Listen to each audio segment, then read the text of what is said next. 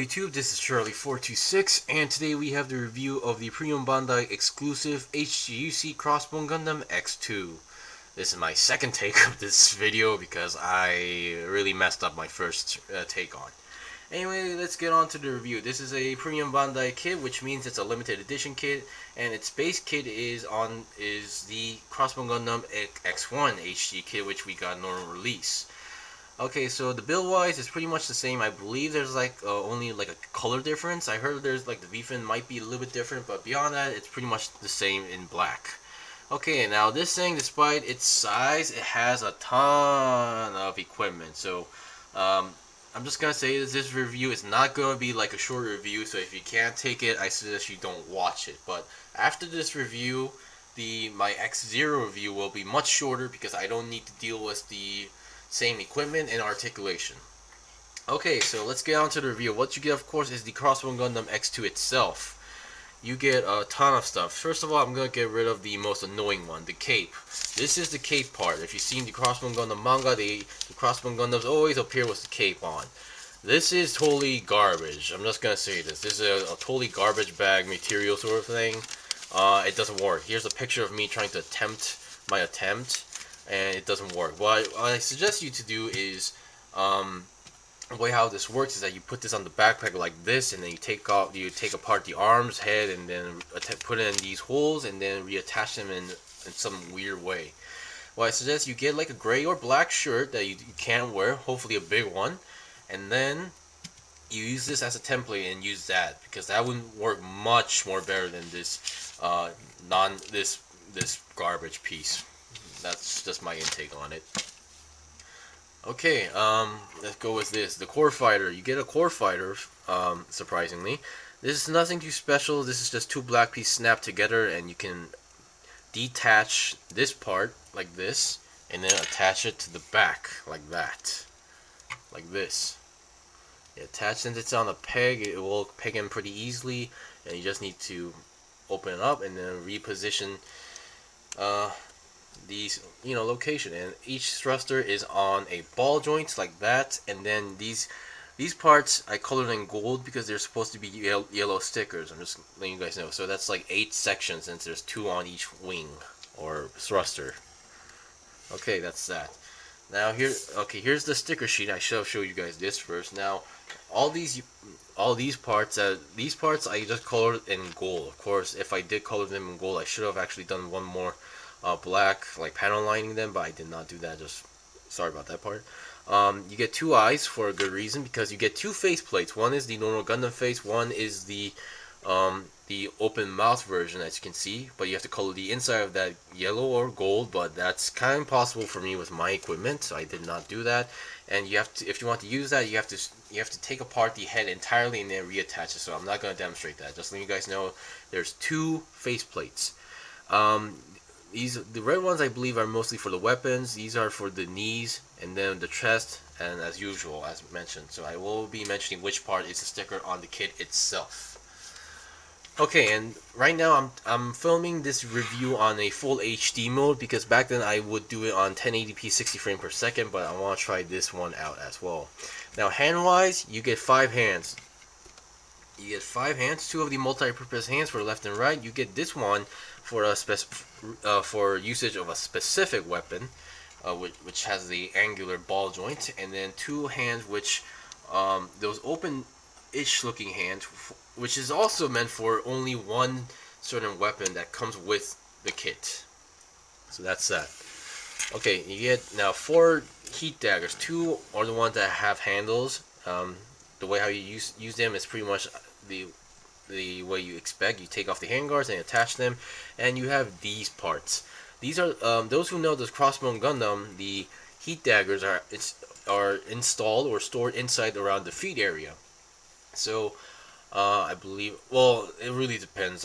Because I believe the master actually stores it in the behind of legs, but as far as I know, they're inside the legs. So what they can do is they can either take the heat dagger entirely out, or they can pull the dagger out from their feet. There's actually a hole on the feet, so you can attach these to make it look like you're trying to kick them with the knife, or make them like throw a knife through their feet. Now the problem is that these come in very dull. These are dull blades, so what I did for the heat daggers, I tried to sharpen them a little bit, but I think I messed up the angle. So just letting you guys know. You get the scissor anchors. The way how these works is that they use these wires I really hate, and the way how you attach them is not the best way, of course, but the only way I assume is that you have to take apart the front skirt, including this part, and then replace the front skirt, this piece, with this, because you can see it has the same ball joints as the front skirt, and then you make it look like it's firing. I'm not gonna demonstrate this, but I'm just gonna let you guys know this is here. So if you guys want to do like dioramas with this, you can use these. I'm trying to save a little bit of time, despite the video is going to be long. Now here's another weapon, the shot lance. I guess one of the most iconic weapon of the X-2. Nothing too special around this. You have this function where it works like a pile driver, like that. It doesn't actually fire because the other end part is like this. And this isn't actually 100% color accurate because there's this part around here is supposed to be actually there's supposed to be like a yellow gold line on there. I had no idea how I'm supposed to color that, so I did not actually do that. And when I mean it doesn't fire, I believe in the manga they do fire the lance, but only the like front part of this part fires, and the rest actually stays here, and so you can still use it as a machine gun. The handle is actually on the side, so the way how this works is that you attach the handle, the hand to the handle, and attach it onto the kit, and then finally you put the lance on it. This works extremely well on the kit, so you don't need to worry about that aspect. Okay, here are some other weapons. You have the Buster gun. As you can see, those yellow parts, this thing comes entirely black, so if you want to be color accurate, you have to color those gold parts in yellow. I just went for gold, so that's that. And you have the beam Zamber, which is basically a beam cutlass. Once again, comes entirely black. If you want to be color accurate, you have to color the edges and the handle in yellow. I went for gold. And later you can actually combine these two weapons to make the Zambuster. I think it's just called the Zambuster, I believe. Yeah. And then you get two beam saber hilts and effects, the long ones, I believe, and nothing too special. You don't actually. These are the ones that doesn't actually store onto the kit itself. These are one of those cases. You have the beam shield. You have this part which connects the shield and to the arm. This is basically the middleman of it. This is my first time seeing one of these from the Crossbone series when it comes to parts, and I actually really like it. You get these parts, which I like to call the beam knuckles, but I believe the proper term is the brand. These are the beam effects for the brand marker, I believe. Which I will show you how. I will demonstrate how this one works, because it's kind of odd how they did it, but okay. And I don't know, maybe it's this full HD mode, but yeah, it's having way more focus issues than it used to have. Okay, now let's get on to the articulation. The head. The only sticker you have is the eye stickers, and that skull part you have to color the eyes in black. It comes in entirely white, and I believe like there's a small mouth there, so you have to color that black, but there's no way I could have done that. It can go down that much, up that much, and then 360 is possible. The last time I did this, I popped off the head, so I'm just being extremely careful and really love that purple chin. The body part, this is the sticker and it works extremely well, the Crossbone Vanguard. The Vulcans on the side, those are supposed to be black. They come in black, and you're supposed to use a sticker. I colored them in gold. The chest vent also comes in yellow, in a yellow piece. I colored them in gold. These gold parts, they are also black, which were meant to be stickers. I colored them in gold as well. So let's go on with this. I'm gonna put these to the back a little bit just in case. Shoulder articulation. The main shoulder is connected to the main body with a ball joint using a polycap. So that's that. So it can go forward that much, back that much. It can go 90 degrees to the side, and then arm itself can go 360, and you have the 360 twist on the arm itself. And your hands are typical ball joints hands and have a double jointed bend. For the body, you have a ab crunch like that, and 360 twist should be possible if nothing is on the waist section, and if you fold up the wings like these, I believe. Okay, for the waist section, you have this side skirt that does move to the side a little bit. You have the front skirt that comes in a single piece, but can be separated if you want to do so. And on the waist section, you have these holes where you can actually store like weapons, such as like you know like this. You can store the weapons like this if you want to do so. So I believe you can. For this one, you can only store these two on the side. For the legs, they have a side swivel, works extremely well, and then you have a leg that can go forward about more than 90 degrees, double jointed bend, and to the side almost 90 degrees, and you have a typical ball jointed feet, nothing more or less. Okay, now let's get on with its equipment. Now, first of all, I'm going to show you guys how the shield works. The shield, you just for this one on this. On the marker, you have 4 holes, 4 pegs. It's as simple as that. Of course, I believe there's like an up and down, so you have to like get them on the right position.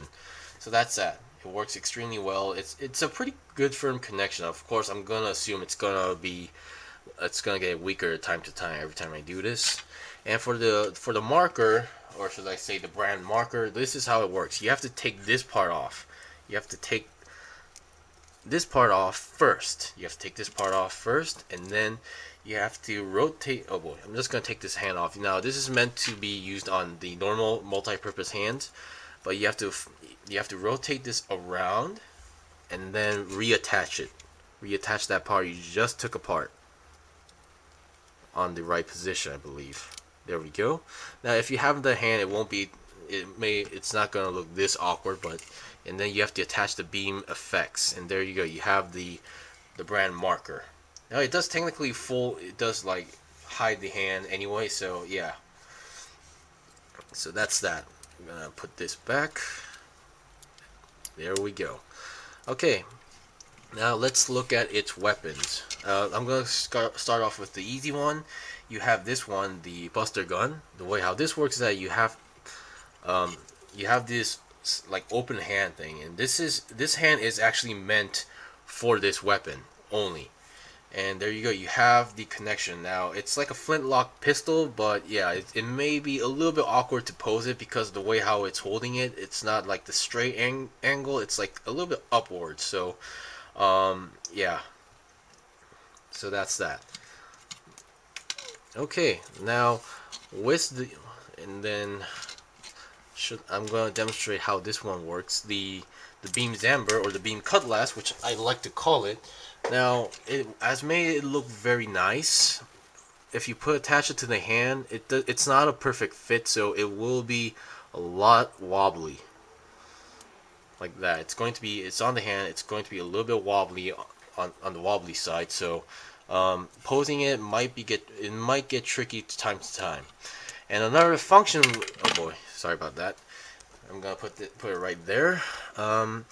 What you can do with the Buster Gun and the beam zamber is you can combine these to make the Zam Buster. So you can take this part off.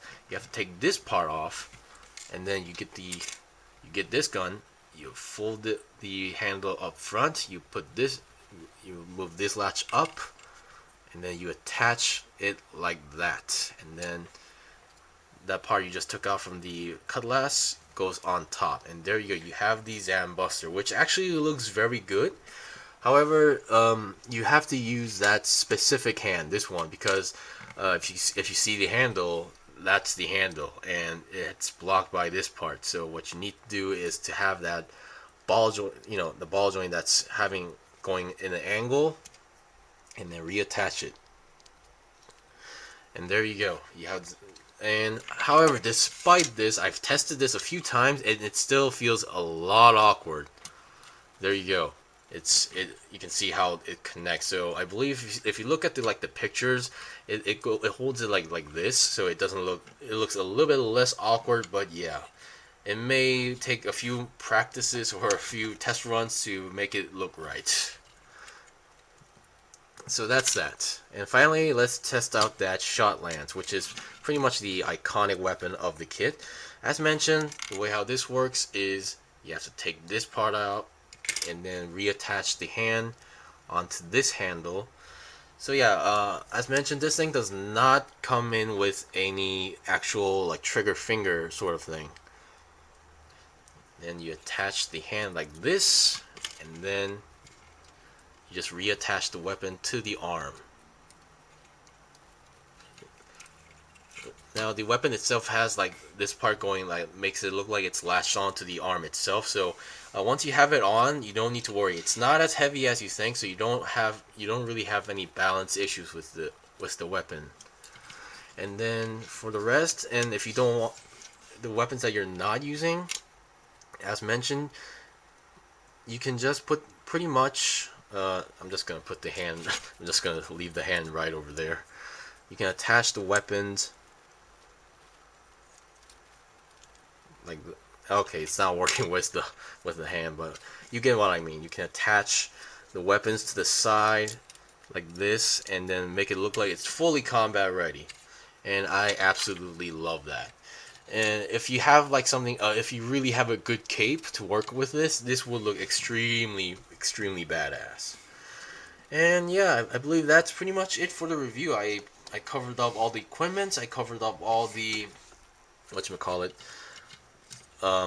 the articulation. The only thing that's left is like a size comparison. Now, those who know regarding the Crossbone or the F91, I guess, the Gundams are actually a little bit smaller than your typical normal kits. So here's another typical HG kit from a different, like, from the Origins. Now, you can see there's actually a big height gap. Yes, so the Gundam, like the F91 Victory or Crossbone, they're actually a little bit smaller than the Gundams we usually know. So just letting you guys know, and it's, yeah, so pretty evident.